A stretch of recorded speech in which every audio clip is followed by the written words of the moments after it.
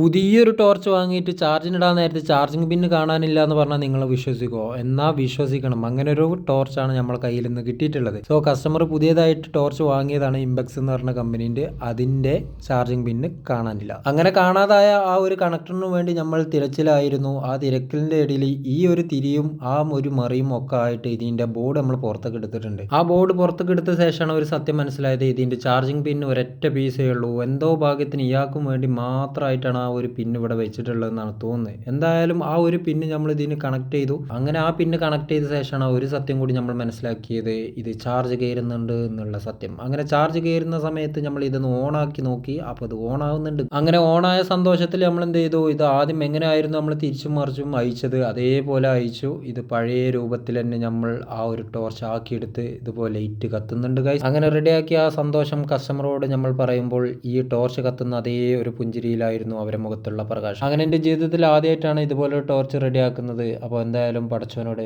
അൽഹംദുലില്ലാ.